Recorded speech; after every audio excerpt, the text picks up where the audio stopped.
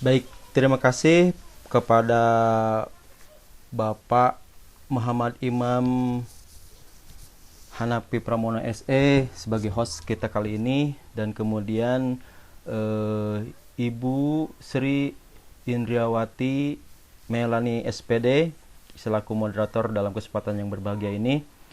Ibu bapak sekalian, Assalamualaikum warahmatullahi wabarakatuh. Alhamdulillahilladzi arsala rasulahu bil huda wa dinil haq liyudhhirahu 'ala dini kullihi wa kafa billahi syahida.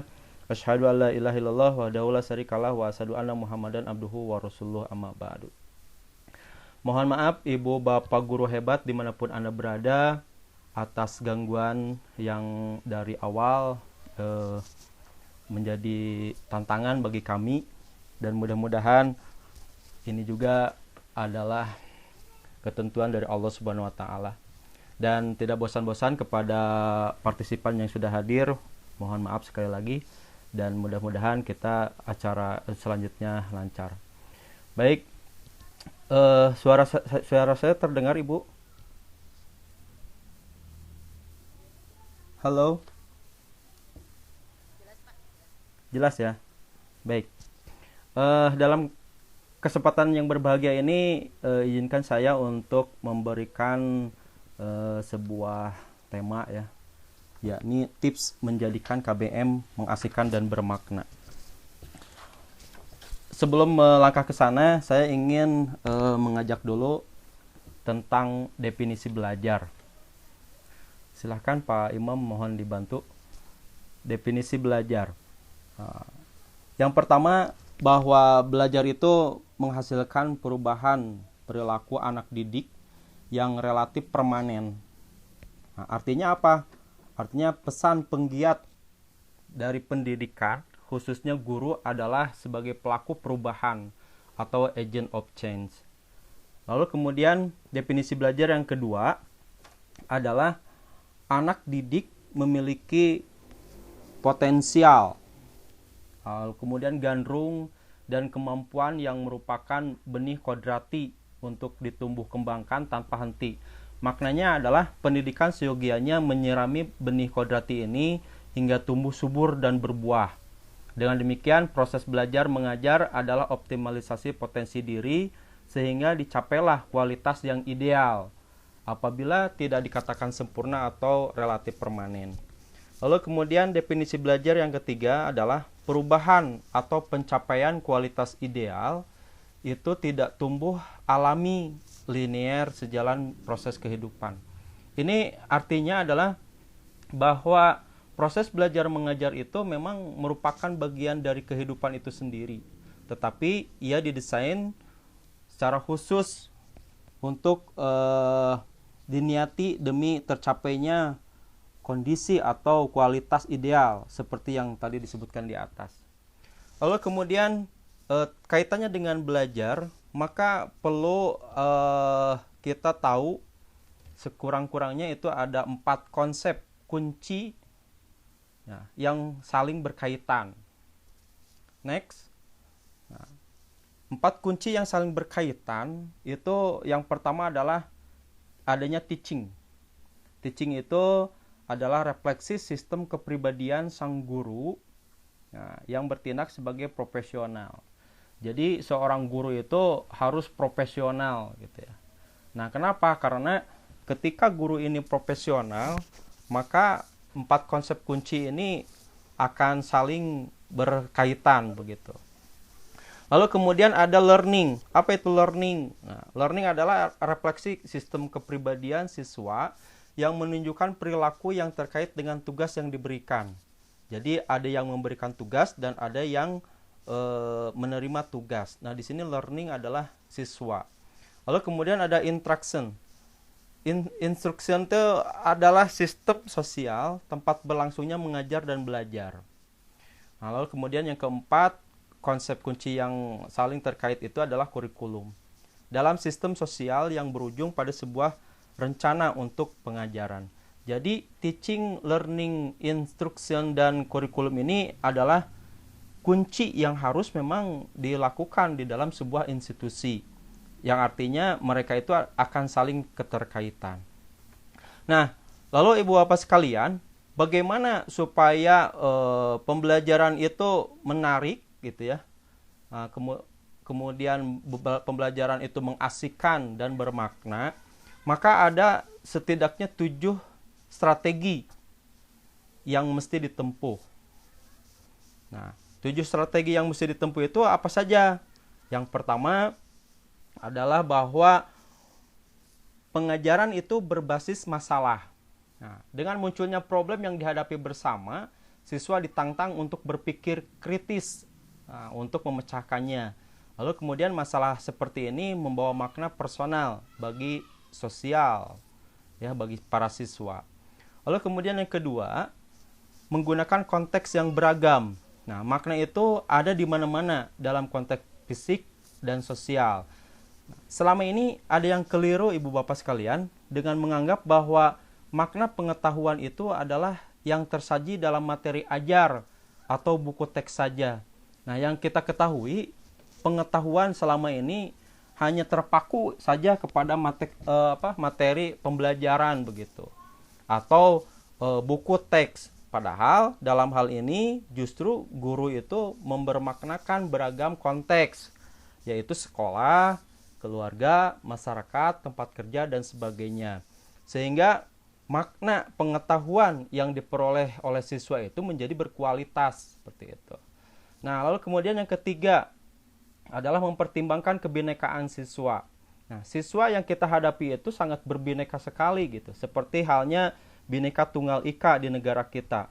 Berbeda-beda akan tetapi tetap satu tujuan. Nah, siswa yang kita hadapi juga sama. Karena mereka itu ada yang berkapasitas di bawah rata-rata, lalu kemudian menengah, lalu kemudian di atas rata-rata. Seperti halnya yang kemarin sudah disampaikan oleh narasumber kita, Ibu Sri, bahwasanya siswa itu beragam begitu. Nah, oleh karena itu kita harus mempertimbangkan kebinekaan siswa tersebut untuk supaya pembelajaran di kelas kita menjadi bermakna. Lalu kemudian yang keempat adalah memberdayakan siswa untuk belajar mandiri. Nah, setiap manusia mesti menjadi pembelajar aktif sepanjang hayat. Ibu bapak sekalian, dalam kondisi sekarang ini yang dipenuhi dengan isu-isu COVID-19, maka siswa itu belajar tanpa ada guru begitu.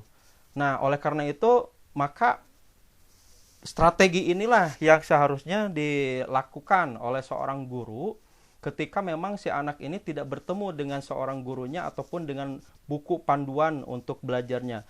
Oleh karena itu, dengan segenap kemampuan anak-anak didik kita di luar sana, maka kita berdayakan begitu. Ada istilahnya dengan pembelajaran daring, lalu kemudian pembelajaran online dan sebagainya. Hal ini perlu dilakukan. Kenapa? Karena setiap manusia itu akan menjadi pembelajar aktif sepanjang hayat. Oleh karena itu, anak didik kita bisa belajar di sana. Lalu kemudian yang kelima adalah belajar melalui kolaborasi. Kemudian yang keenam adalah menggunakan penilaian autentik. Nah, strategi yang ketujuh itu mengejar standar tinggi. Mengejar standar tinggi ini perlu dilakukan oleh sebuah institusi, kaitannya dalam hal ini dengan sekolah. Sekolah itu harus mengejar standar yang tinggi. Jadi ketika punya KKM asalnya 67 misalkan. Nah, untuk tahun berikutnya itu harus ditingkatkan lagi KKM-nya. Kenapa? Karena itu untuk mengejar standar yang tinggi. Fungsinya adalah bahwa sekolah itu mempunyai kemampuan gitu, mempunyai bona fide sehingga bisa meningkatkan kualitas siswanya dan kualitas sekolahnya. Ibu bapak sekalian, lalu kemudian di sini berbicara tentang sekolah gitu. Next, Pak Imam. Sekolah artinya belajar menggunakan pikiran dengan baik, lalu kemudian berpikir kreatif menghadapi persoalan-persoalan penting. Nah, serta menanamkan kebiasaan untuk berpikir. Nah, di sekolah ini adalah pembelajaran begitu. Pembelajaran dengan menggunakan pikiran dengan baik, lalu kemudian berpikir kreatif. Kenapa harus berpikir kreatif dan kenapa harus berpikir dengan pikiran yang baik? Ibu bapak sekalian, di dalam pembelajaran itu diperlukan adanya berpikir kritis. Next, berpikir kritis dan berpikir kreatif. Ini sangat diperlukan sekali ketika memang dalam pembelajaran itu harus ada berpikir kritis dan berpikir kreatif. Nah, apa itu berpikir kritis? Nah, di next Pak Imam, berpikir kritis dan berpikir berpikir kreatif. Nah, berpikir kritis ini merupakan sebuah proses yang terarah dan jelas gitu, yang digunakan dalam kegiatan mental seperti memecahkan masalah, mengambil keputusan, membujuk, menganalisis asumsi, dan melakukan penelitian ilmiah.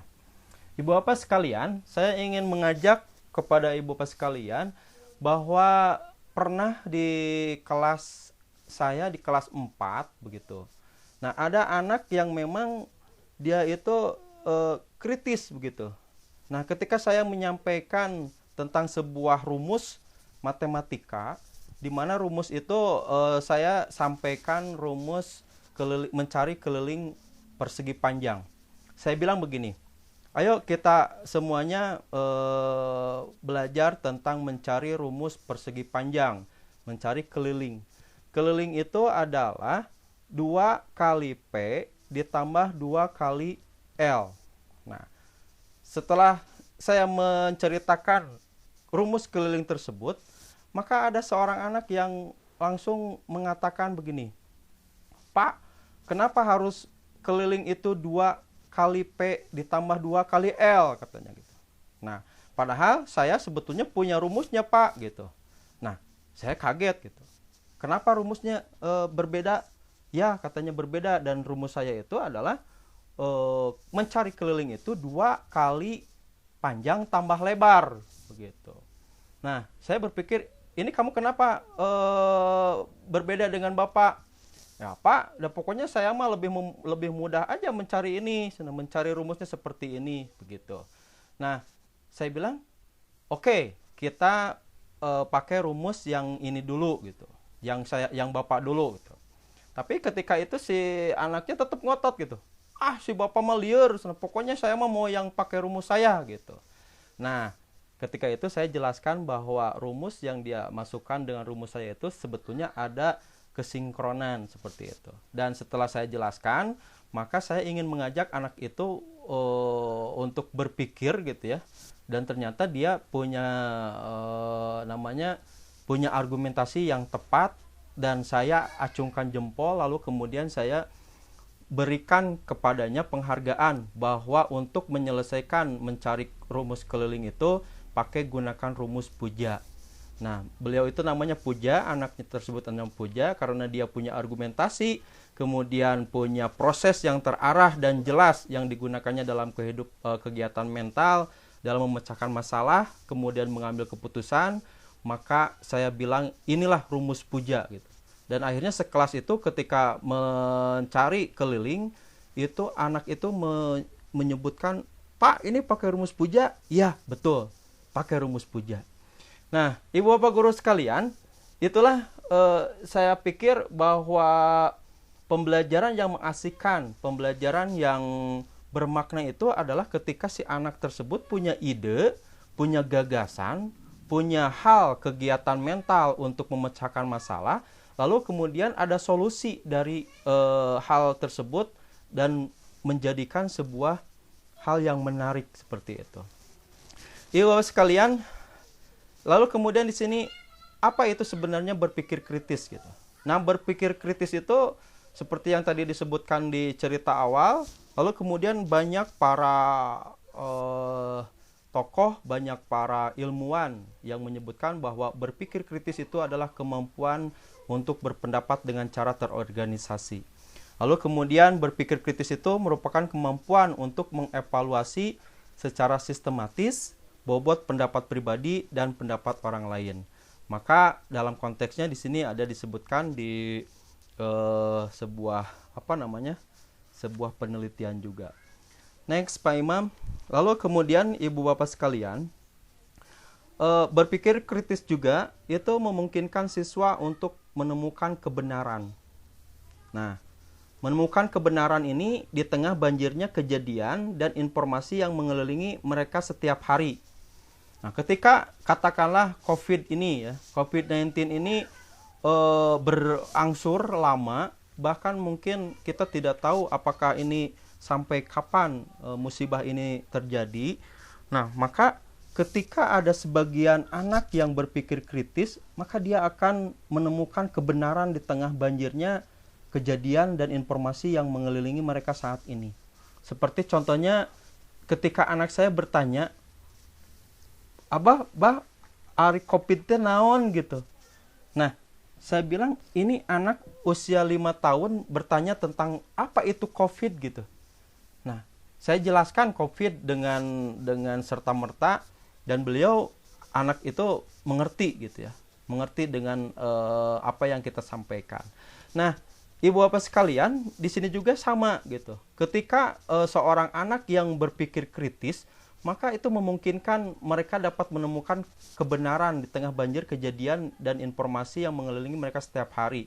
Ketika ada informasi apapun gitu masuk ke dalam dirinya, entah itu fitnah, propaganda, atau hoax, atau dibully sekalipun, ketika anak tersebut memang punya pikiran yang kritis, dia akan enjoy aja gitu. Dia akan enjoy dan dia akan berpikir dengan baik dan merenungkan setiap proses berpikir tersebut, sehingga merupakan bagian dari berpikir dengan baik. Nah, artinya ketika anak tersebut punya cara berpikir yang unik, cara berpikir yang baik, maka apapun yang menghadang dirinya itu akan terprotected gitu, akan terbebaskan seperti itu.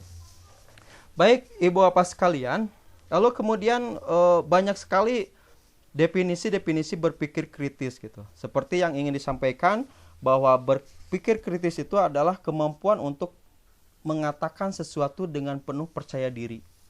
Nah, ini juga sama ketika seorang siswa di kelas ya, ketika ada sebuah pembelajaran, dan tentunya ini anak tersebut harus kita berikan motivasi begitu.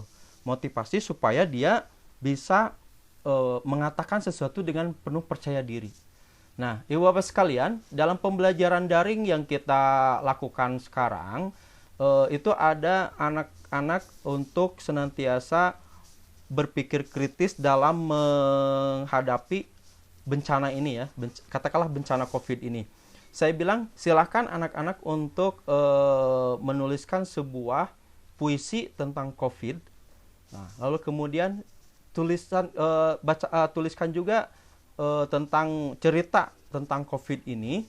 Nah, lalu kemudian di dalam menuliskan puisi, kemudian bacakan puisi tersebut dan direkam, kemudian kirimkan gitu.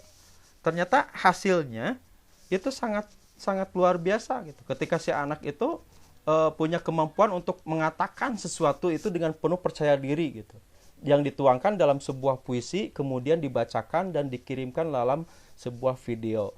Itu sebetulnya pembelajaran yang sangat menarik ya, mengasihkan dan bermakna untuk anak tersebut ketika mereka memang disandarkan kepada situasi yang nyata saat ini. Ibu Bapak sekalian, lalu kemudian berpikir kritis itu adalah sebuah proses sistematis juga yang memungkinkan siswa untuk merumuskan, mengevaluasi, lalu kemudian mengevaluasi keyakinan dan pendapat mereka sendiri. Nah, seperti halnya ketika anak punya problem, punya masalah, lalu kemudian si anak tersebut dipikirkan gitu. Lalu kemudian dirumuskan. Lalu kemudian dievaluasi apakah ini masalahnya dapat teratasi atau tidak, seperti itu. Maka ketika itu semua dikumpulkan, kemudian semua disatukan, lalu kemudian anak tersebut berpikir kreatif, lalu berpikir kritis, lalu berpikir positif, maka nanti akan ketemu solusi gitu. Dan solusinya ini sangat menarik sekali seperti itu. Nah, critical thinking juga dapat diartikan sebuah proses yang terorganisasi yang memungkinkan siswa mengevaluasi, kemudian mengadakan bukti, asumsi, logika, dan bahasa yang mendasari pernyataan orang lain. Nah, Ibu Bapak sekalian, eh, siswa kita ketika mendapatkan sebuah sebuah pembelajaran yang memang belum dimengerti oleh mereka, maka biarkan saja mereka untuk berpikir dengan caranya sendiri. Nah, ketika dengan berpikir dengan caranya sendiri itu, maka suatu saat akan menemukan sebuah jawaban yang tentunya jawaban ini menjadikan solusi bagi dirinya dan solusi bagi kelasnya juga. Ibu Bapak sekalian, lalu kemudian saya ingin mengajak bahwasanya berpikir kritis itu jauh-jauh hari ya. Allah Subhanahu wa taala sudah menyebutkan di dalam Al-Qur'an surat Ali Imran ayat 190 sampai 191, yaitu surat ketiga menyebutkan A'udzubillahi minasyaitonirrajim. Inna fi khalqis samawati wal ardi wa ikhtilafil laili wan nahari laayatil liulil albab allazina yadhkurunallaha qiyaman wa qu'udan wa 'ala dzunubihim wa yatafakkaruna fi khalqis samawati wal ard. Rabbana ma khalaqta hadza batila subhanaka faqina azabannar. Allah Subhanahu wa taala sudah mewanti-wanti kepada kita. Sesungguhnya dalam penciptaan langit dan bumi dan pergantian malam dan siang terdapat tanda-tanda kebesaran Allah bagi orang yang berakal, yaitu orang-orang yang mengingat Allah sambil berdiri, duduk, atau dalam keadaan berbaring, dan mereka memikirkan tentang penciptaan langit dan bumi seraya berkata, ya Tuhan kami, tidaklah Engkau menciptakan semua ini sia-sia. Maha suci Engkau, Engkaulah, lindungilah kami dari azab neraka. Next, Pak Imam. Allah Subhanahu wa taala menciptakan manusia dengan sebaik-baik manusia. Khairunas anfa'uhum linnas. Lalu kemudian manusia juga diciptakan oleh Allah dengan sebaik-baiknya. Nah, untuk apa? Agar supaya manusia itu berakal. Manusia itu berpikir. Nah, kenapa berakal dan berpikir? Itu ada kaitannya dengan berpikir kritis. Supaya manusia itu berpikir kritis gitu. Ketika manusia berpikir kritis, maka semua hal yang ada di dalam kehidupannya itu akan menjadi sangat mudah untuk dilakukan. Seperti katakanlah yang sekarang kita hadapi ini, tantangan yang terbesar adalah melawan COVID-19 gitu ya. Seperti yang dulu disebutkan bahwa COVID-19 ini hanya bisa diusir atau diluluhlantahkan dengan misteri imun gitu. Nah, misteri imun yang ingin saya sampaikan kemarin itu adalah yang kaitannya dengan berpikir kritis gitu. Nah, orang ketika berpikir kritis kemudian positive thinking, maka apapun informasi yang didapatkan itu akan senantiasa terproteksi gitu. Nah, insya Allah gitu, kalau semua manusia berpikir kritis lalu kemudian berpikir positif, maka COVID-19 ini tidak akan menjadi mara bahaya seperti itu. Kenapa? Karena kejadian sekarang itu banyak sekali orang yang menjadi perpecahan, menjadi pertengkaran gitu. Akan tetapi ketika mereka semua berpikir kritis, insya Allah COVID-19 ini akan segera musnah. Ibu Bapak sekalian, dari tadi saya sampaikan bahwa kita itu harus berpikir kritis dan kemudian siswa juga harus berpikir kritis. Lalu kemudian masyarakat pada umumnya juga mesti berpikir kritis. Lalu kemudian apa itu tujuan dari berpikir kritis? Yang ingin saya sampaikan bahwasanya tujuan dari berpikir kritis itu adalah untuk mencapai pemahaman yang mendalam gitu. Ketika tadina otak kita teh pakusut gitu ya, otak kita teh stres gitu, otak kita teh ini teh kudu kumaha gitu, dan galau, kemudian liars lah gitu ya. Maka dengan berpikir kritis itu pemahaman kita menjadi lebih netral gitu, menjadi lebih fresh gitu. Nah, sehingga yang tadinya stres menjadi lebih rileks seperti pada gambar yang ada di hadapan Ibu Bapak sekalian. Lalu kemudian tujuan yang lain adalah bahwa pemahaman itu membuat kita mengerti maksud di balik ide yang mengarahkan hidup kita setiap hari. Nah, kemudian pemahaman itu mengungkapkan makna di balik suatu kejadian. Ketika manusia itu terkekang, ketika manusia itu terbebani dengan sebuah masalah, ataupun siswa kita di kelas terbebani dengan sebuah masalah, maka ketika masalah itu direnungi, ketika masalah itu dikumpulkan, lalu kemudian dievaluasi, lalu kemudian diperbaiki dengan secara sistematis, maka ada sebuah jawaban. Sebuah jawaban itu ketika kita terkekang maka dapat membuka sebuah pintu, dan ketika pintu yang satu terbuka maka pintu yang lainnya akan terbuka. Nah, ketika berpikir kritis ini, maka semua tantangan yang ada di hadapan kita akan terbuka dengan sangat bebas. Kenapa? Karena pikiran kita menjadi jernih. Pikiran anak kita menjadi jernih ketika mereka berpikir kritis. Sehingga mereka dapat memecahkan suatu masalah dan mereka dapat menjadikan solusi atas masalah tersebut. Ibu bapak sekalian, next Pak Imam. Ibu bapak sekalian, kita mengenal banyak sekali para ilmuwan gitu ya, yang menemukan bahwa anak-anak itu lebih kompeten yang sebelumnya. Anak-anak itu lebih kompeten dan dapat belajar lebih banyak daripada yang telah diperkirakan dalam teori-teori. Nah, salah satu hal yang paling penting dan menakjubkan dari anak-anak adalah keterbukaan mereka pada informasi, ya, dan kemudian kemauan mereka untuk berubah. Nah,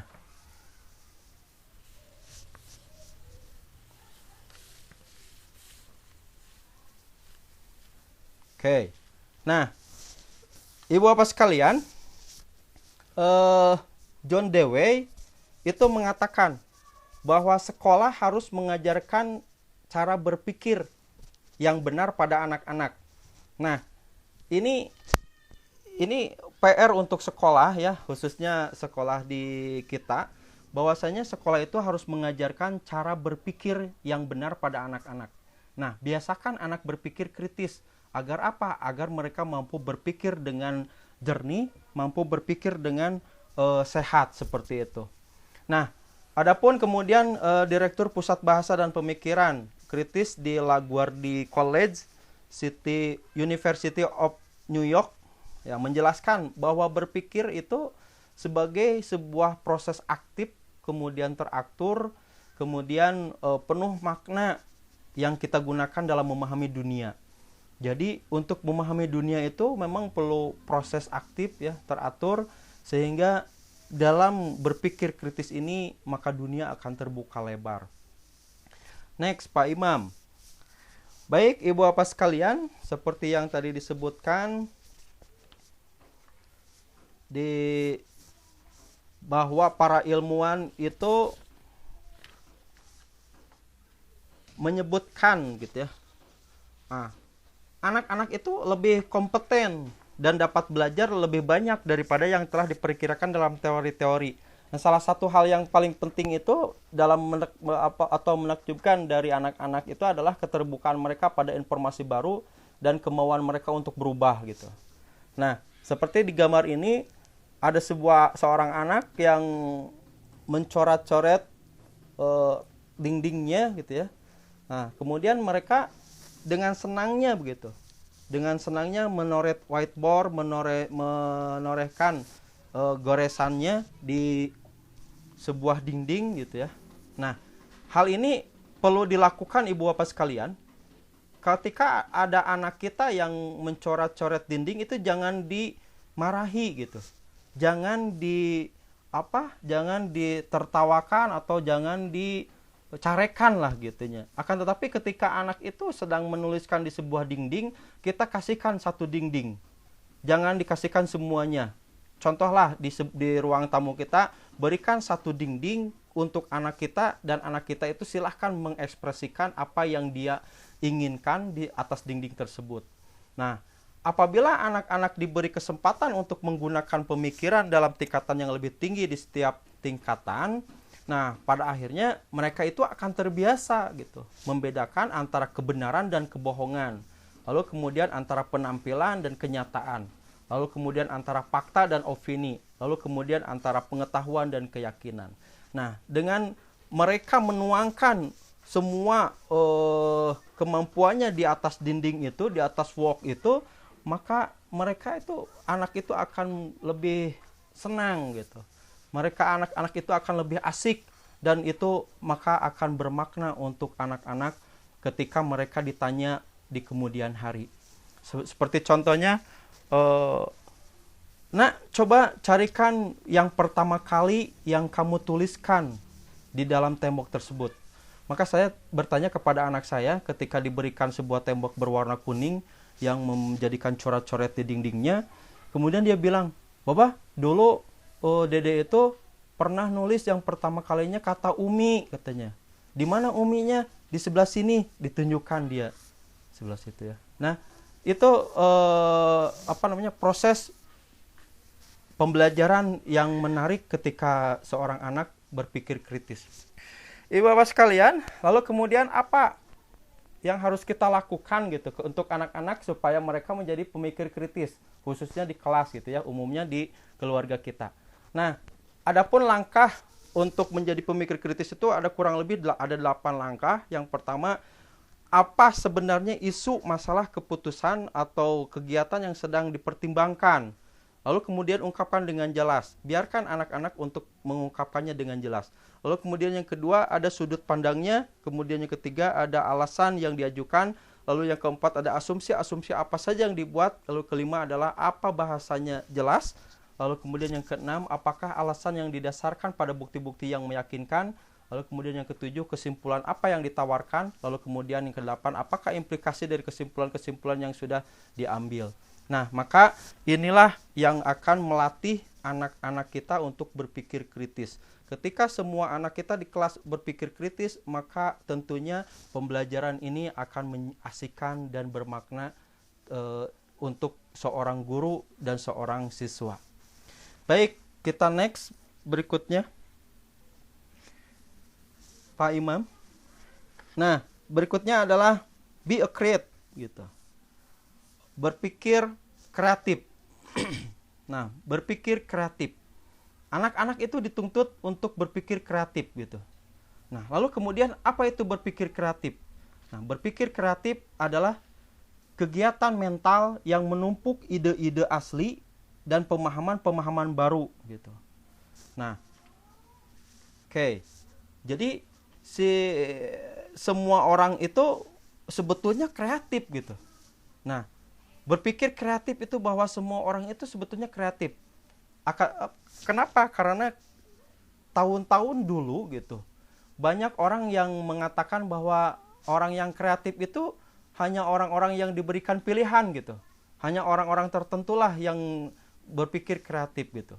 Hanya orang-orang tertentulah yang membuat penciptaan-penciptaan apa saja gitu. Seperti yang disebutkan Bu Sri dulu, ada Muhammad Ali, ada Thomas Alva Edison, lalu kemudian ada Graham Bell dan sebagainya.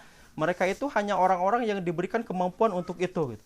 Padahal justru berpikir kreatif itu adalah semua orang berpikir kreatif ya, dan semua orang kreatif.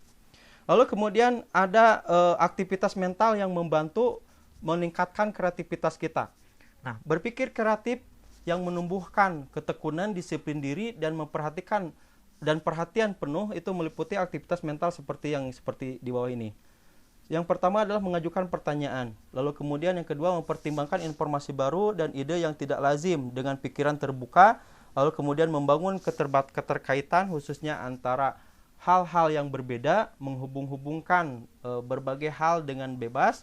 Lalu kemudian menerapkan imajinasi pada setiap situasi untuk menghasilkan hal baru dan tentunya berbeda. Ibu bapak sekalian, kreatif ini berbeda dengan plagiat. Kalau plagiat itu dia mencontoh dan itu sangat tidak diperkenankan. Akan tetapi kreatif itu menciptakan sesuatu hal yang baru dan berbeda dengan keadaan awalnya. Next, Pak Imam. Ibu bapak sekalian, yang keenam itu adalah mendengarkan institusi. Nah, lalu kemudian adapun penghalang kreativitas. Nah, ini menjadi sebuah catatan khususnya untuk saya sebagai seorang guru, bahwa di antara banyak kendala yang membungkam kreativitas itu diantaranya yang pertama adalah sensor internal dari seseorang. Lalu kemudian yang kedua orang-orang yang mencari kesalahan. Lalu yang ketiga adalah peraturan dan persyaratan yang membatasi dan melarang. Kemudian perilaku menerima dengan pasif tanpa bertanya. Lalu kemudian ada pengotak-ngotakan. Kemudian ada memusuhi intuisi.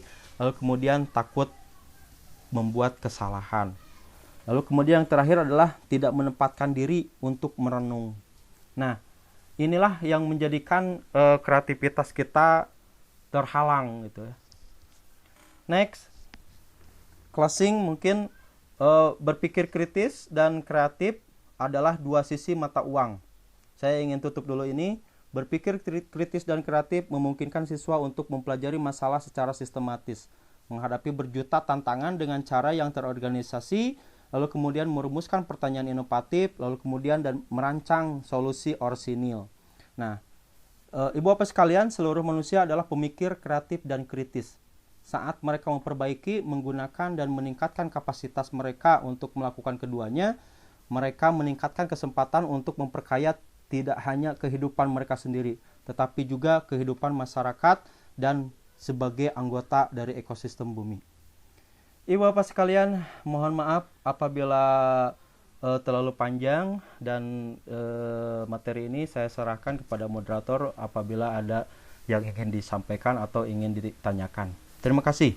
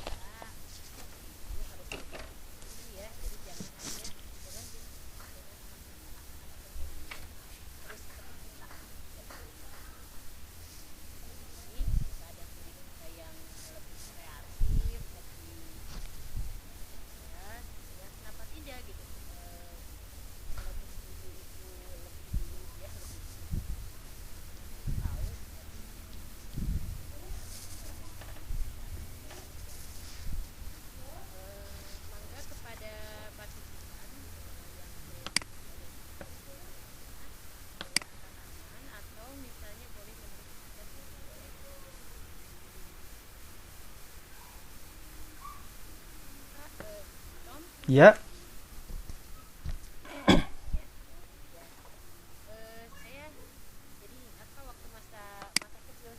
Iya. Gimana Bu?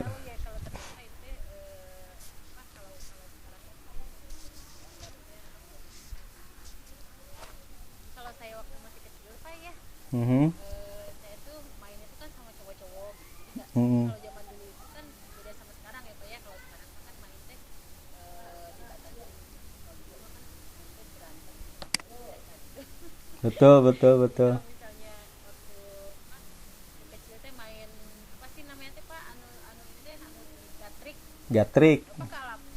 Iya, ngalamin Bu. Gatrik sama sondah juga ngalamin ya. Ternyata permainan zaman dulu itu sangat melatih kreativitas ternyata gitu ya. Betul, betul. Ini kan konsentrasi gitu kan justru permainan zaman dulu itu sangat sangat bagus gitu. Malahan kalau saya praktekkan ke anak-anak sekarang mah aduh susah ya. Betul, Bu. Jadi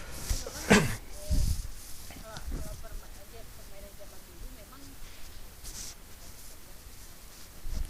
mungkin dia juga ada plusnya ya tapi mungkin kreativitas kayaknya ya gitu ya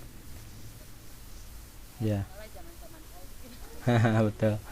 Makanya ketika situasi seperti ini, Bu, justru itu untuk mengembalikan permainan zaman dulu itu sekarang terbuka gitu. Nah, seperti congkaknya. Nah, saya di rumah si anak itu suruh congkak gitu. Dan ternyata ketika congkak itu banyak yang dilakukan dari matematikanya harus ngitung gitu kan, dari menempatkan, dari kejujurannya kan gitu. Nah, anak-anak itu sekarang itu ada apa namanya kesempatan gitu ya untuk mengembalikan hal itu. Nah, jadi kreatif itu tidak terbatas gitu. Begitu Bu Sri. hanya gurunya yang suka males ya Pak ya. Nah, makanya ketika di kelas itu ah, makanya ketika di kelas itu khususnya gitu ya, atau di keluarga, yang harus kreatif itu adalah gurunya dan orang tuanya. Nah, saya sempat ketika pembelajaran daring itu melakukan video call ya. Karena siswanya terbatas dengan aplikasi, maka kita gunakan WA hanya berempat saja. Nah, ketika menggunakan WA itu saya sendiri memakai sebuah topi yang berbeda-beda gitu ya. Dan itu tanpa disadari gitu sama anak-anak, sama orang tuanya. Pas begitu saya beberapa hari menggunakan topi yang berbeda, ternyata orang tuanya ngeh gitu, baru ngeh ya. Bapak, gini si bapak teh kreatif ya, pakai topi teh berbeda-beda. Betul. Dan ternyata itu berdampak kepada anak-anaknya, Bu. Anak-anaknya, Bapak, aku mah nanti mau pakai ini ya, apa namanya? Pakai peci. Aku mah mau pakai mainan anak-anak. Pak, aku mah mau pakai topeng. Itu saya tidak menyuruhkan kepada mereka, tetapi saya menirukan atau menyontohkan kepada mereka. Nah, oleh karena itu di kelas pun ya harus kreatif itu ya gurunya dulu gitu. Nah, di rumah pun ya harus kreatifnya itu orang tuanya dulu gitu. Saya itu anak saya yang nyoret-nyoret dinding itu saya biarkan supaya anak itu bereksplor dengan kehidupannya gitu ya, mencurahkan segala sesuatunya di dinding itu. Saya biarkan Bu anak itu. Dan saya kasih contoh oleh ibunya, kasih contoh ini, Dek, nomor 1, 2, 3, 4, 5, 6, 7, 8, 9, 10 gitu. Ikuti. Nah, sekarang si anak itu sudah bisa menuliskan A, B, C, D, E, F, G, H, I, J, K, L, M sampai Z. Dia tuliskan Bu di atas dinding itu gitu. Nah, itu anak TK umur 5 tahun Bu. Nah, jadi kreativitas ini ya memang harus dari leadernya gitu kan, harus dari gurunya dan harus dari orang tuanya. Nah, pertanyaannya kumaha atuh da orang tua mah pabelit jeung dapur gitunya. Pabelit jeung dapur gitu. Atau da orang tua teh meuni kudu apa gitu. Sebetulnya simple, Bu. Sebetulnya tidak ada sesuatu yang menjadi halangan. Nah, ketika saya sangat apa namanya? Sangat bersyukur sekali ya punya teman sekerja seperti Ibu Resna. Nah, kebetulan beliau ada, Ibu Resna. Ibu Resna saya tahu anaknya itu sangat super sekali gitu, Bu. Nah, akan tetapi apa namanya? Dengan kekreativitasan Bu Resna itu anaknya biasa we gitu. Kehidupannya biasa we, tidak menjadi sebuah hambatan. Apalagi sekarang sangat padat sekali ya kegiatannya. Itu karena beliau itu kreatif dan berpikir kritis, tentunya dapat terlewati masalah-masalah yang ada. Itu Bu yang super sekali mah ya. Subhanallah lah pokoknya mah. Ya. Kalau apa ya, memang sih karena segala sesuatu harus di manage ya. Betul. Kata saya ya, ya terutama sih kalau saya merasakan sendiri misalnya, mungkin kalau bapak-bapak mungkin berbeda ya, dalam artian kan mereka tidak memikirkan dapur gitu ya, gimana apa lantai dipel apa enggak. Ketika bangga kan, kalau ibu-ibu enggak, kalau perempuan itu biasanya lebih, kenapa perempuan itu lebih kreatif kayaknya sih, karena memang Allah tuh memberikan tanggung jawab yang lebih banyak gitu ya, kalau kata saya. Jadi mungkin sih saya bilang sih gini, apa, kreativitas itu memang mungkin tidak ada hubungannya dengan gender ya, tidak ada hubungannya dengan Tidak ada, Bu. Ya. tidak ada hubungannya dengan itu, cuman karena mungkin karena kebutuhan, nah Hmm.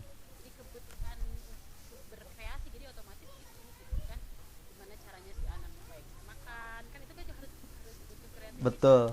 Mm-mm. Beres, mama bisa dandan, jalan-jalan, kan gitu kan. Betul, Jadi betul, betul. memang sih, jadi otomatis, nah itulah menggali kreativitas itu kan salah satunya mungkin harus dipaksa juga dalam kondisi tertentu. Mungkin kalau kayak di kita ya, anak-anak muda, anak-anak kita, otomatis ibunya harus dituntut untuk bisa menangani itu gitu. Jadi memang kreativitas itu sebetulnya bisa dikembangkan dengan sendirinya ketika dalam kondisi yang memang kita dituntut untuk itu gitu. Mhm. Kan kata Bu Eni juga ya, Bu Eni.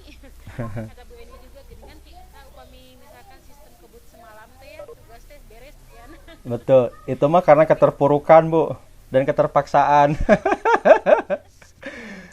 ya. Itu aja mungkin ya Pak ya kalau kalau untuk paparan hari ini mungkin sangat sangat memotivasi. Mudah-mudahan kita akan kedepannya akan lebih kritis, lebih kreatif, lebih apa ya, lebih inovatif gitu ya. Terus karena keterbatasan waktu mungkin kita maaf karena lebih dari jam 2 karena tadi masih awal dan ada program sedikit. Terima kasih kepada semua partisipan yang sudah bergabung hari ini. Mudah-mudahan Allah membalas kebaikan ibu-ibu dan bapak-bapak yang sudah sabar menanti kami. Iya, Terima betul. kasih. Mudah-mudahan ilmunya insya Allah ilmunya akan sangat bermanfaat. Mungkin dari Pak Utop akan menutup dengan biasanya Pak Utop mah gaduh apa ya eh, kata-kata bijak gitu ya. Nah, gitu. Mungkin boleh kasih kesempatan Baik. Terima kasih Ibu Sri Indriawati Melani SPD yang telah memberikan kepada saya waktunya. Ibu bapak sekalian, kreativitas adalah sifat sejati kita. Sebuah proses yang sama normal dan sama menakjubkannya seperti bunga yang mekar di ujung tangkai berwarna hijau. Kreativitas ibarat darah, sebagaimana darah yang merupakan kenyataan dari tubuh fisik tanpa harus dicari. Kreativitas adalah sebuah kenyataan spiritual dari dirimu tanpa harus dicari. Kreativitas adalah ciptaan alami kehidupan.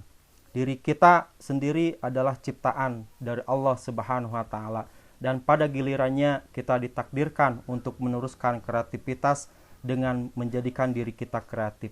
Oleh karena itu, berpikir kritis dan berpikir kreatif itu seyogianya mesti kita nikmati dalam menyelesaikan segala tantangan yang ada dalam kehidupan kita. Demikian yang ingin saya sampaikan. Mohon maaf atas segala kekurangan dan kesalahan. Manusia hanya bisa berusaha dan Allah yang menentukan segalanya. Rabbana la tuzigh qulubana ba'da idh hadaytana wa hab lana min ladunka rahmatan innaka antal wahhab. Rabbana atina fid dunya hasanah wa fil akhirati hasanah wa qina adzabannar. Aqulu qouli hadza wa astaghfirullaha li wa lakum. Wassalamualaikum warahmatullahi wabarakatuh. kelompok 2 juga berdiri. Saya sendiri moderator Kak Imam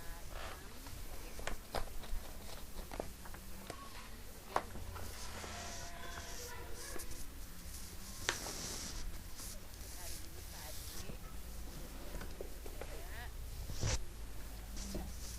dan kita akan memulainya di satu sesi terakhir hari besok ya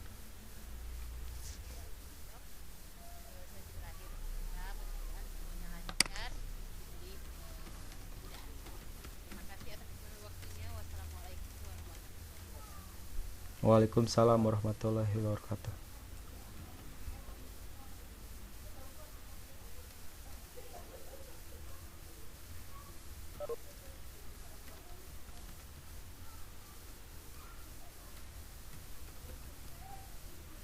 Halo. Halo Pak Ade. Ini Pak Imam. Biasa Iya gimana Bu?